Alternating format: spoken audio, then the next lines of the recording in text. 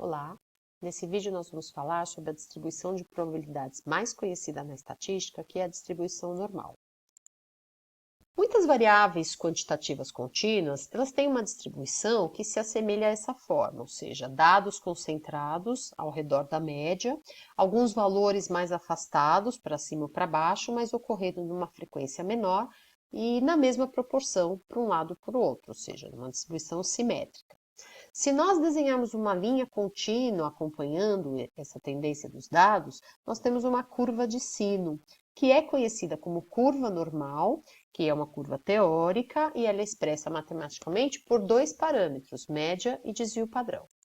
Então, é importante a gente diferenciar a distribuição empírica de distribuição teórica. Quando nós analisamos dados e construímos um histograma, nós temos a distribuição dos dados, a distribuição empírica.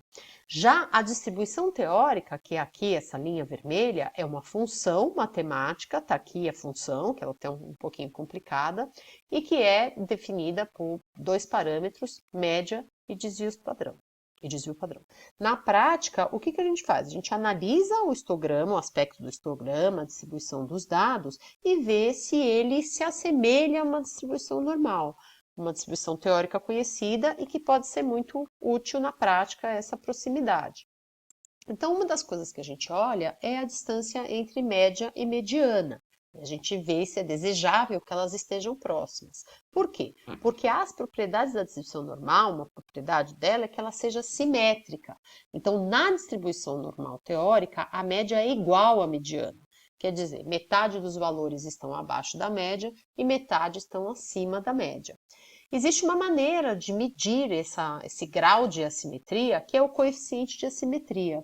Então, na distribuição normal, esse coeficiente ele é zero, e na análise dos dados, nós podemos olhar se ele está próximo do zero ou tem uma margem de tolerância aí entre -2 e +2. Então, dentro dessa faixa, a leve assimetria que pode ter está dentro do tolerável.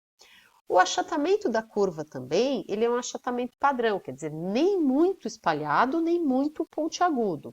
Existe também uma forma de medir isso numericamente, que é o coeficiente de kurtose. Na distribuição normal ele é zero, e da mesma forma que o coeficiente de assimetria, ele tem aí o limite de tolerância entre -2 e +2. O que é muito importante a gente saber da distribuição normal é conhecer as áreas, essas áreas embaixo da distribuição, elas correspondem à probabilidade de que os valores ocorram dentro daquela faixa. Então, na distribuição normal, 95% dos dados estão entre a média mais ou menos 2 desvios padrão.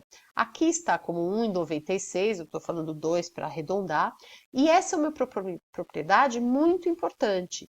Tá? Então, a probabilidade de você ter um valor entre a média, mais ou menos 2 desvios padrão, é 95%. Também, outro fato é que 68% dos dados estão entre a média, mais ou menos 1 desvio padrão. Então, se a gente tiver ali dentro dessa faixa, média mais ou menos 1 desvio padrão, a probabilidade de eu obter um valor dentro desse intervalo é 68%. Então, essas propriedades, elas são muito úteis e muito conhecidas também da distribuição, muito importantes. Na distribuição normal, a gente vai ter que quase a totalidade dos dados, aqui olha, 99,7%, estará dentro da faixa de mais ou menos 3 desvios padrão. Bem, muito difícil a gente saber se um dado é alto ou baixo. Então, uma estratégia que a gente pode utilizar é mudar a escala dos valores. Então, eu posso pegar os valores originais e padronizar esses valores. Como é que a gente faz essa padronização? A gente pega o valor original, que aqui está como x, subtrai a média e divide pelo desvio padrão.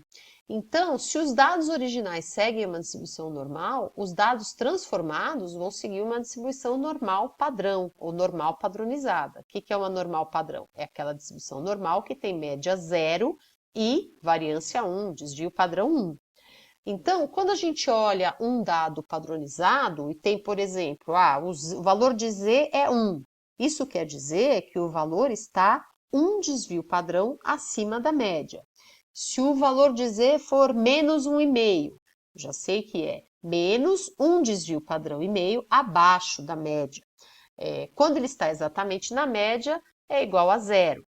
Então, essa é uma forma muito útil, porque pelos valores padronizados, que são os z-scores, eu consigo saber se algo está acima da média, abaixo da média, e o quanto que está se distanciando, porque nós olhamos isso em unidades de desvio padrão. Aqui temos um exemplo aí, por exemplo, suponha que seja peso, então a gente tem a escala aí original, que aqui está de 70, 130, né? Um pouco mais, um pouco menos, com menos frequência, distribuição normal, com média igual a 100 e desvio padrão 10. Então, se a gente olhar aqui o valor 120, ele é o quê? Ele está 2 desvios padrão acima da média. Na escala padronizada, ele vai corresponder ao valor mais 2. Bem, como é que a gente olha se uma distribuição é próxima da normal ou não?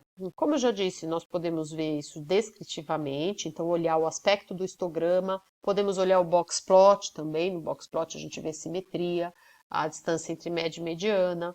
Olhar o gráfico, pode fazer o gráfico de normal de probabilidades, que é um gráfico muito útil para ver se os dados estão se aproximando da distribuição normal.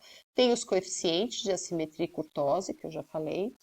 E tem também, além desses métodos descritivos, alguns testes estatísticos. Aí tem alguns nomes, né, a gente não vai olhar para isso nesse momento, mas também são outras formas de avaliar se os dados seguem uma distribuição aproximadamente normal. Aqui está um exemplo de normal plot, né, gráfico normal de probabilidades. Então, o que ele faz? Ele é um diagrama de dispersão em que eu tenho o valor original e no eixo um valor esperado caso a distribuição dos dados seja normal. Então, o que eu espero é que sejam pontos ao redor aí de uma reta. Eu posso também transformar a variável. Então, é muito comum ter uma variável que ela tem distribuição assimétrica, que é dados concentrados em valores menores, mas também tem alguns que ficam um pouco mais altos. Isso é muito comum em dados laboratoriais, é comum também em tempo de internação, por exemplo, isso acontece bastante. Então, o que a gente pode fazer? A gente pode aplicar uma transformação nesses dados, no caso aí, como exemplo, uma transformação log, que tem esse objetivo de normalizar a distribuição. Então, a distribuição não fica perfeita, mas ela fica menos assimétrica. Então, é bem conhecido, então vocês vão ver em muitas situações os dados em log, em vez da escala original. Bem, as aplicações práticas da distribuição normal, por que ela é tão importante? Então, aqui eu coloco 3 aplicações principais. Primeiro, construir faixas de referência, por exemplo, em dados laboratoriais, você quer saber se um dado individual ele está dentro do normal ou não, ou se é um valor muito além do esperado ou muito abaixo do esperado. Então, para construir essas faixas de normalidade. Também a distribuição normal é usada para construir intervalos de confiança. Quando a gente tem uma amostra, a gente sabe que a amostra está sujeita a erros. Então, é interessante a gente ter uma ideia da precisão das nossas estimativas. E uma maneira de fazer isso é por estimativas intervalares. Então, a gente usa a distribuição normal para isso também. E por último, a aplicação de testes estatísticos. Existem testes muito conhecidos, que são testes de comparações de médias, que têm como premissa que os dados sigam uma distribuição normal. Então, isso também é uma das aplicações aí da distribuição normal. Então é isso, obrigada e até a próxima.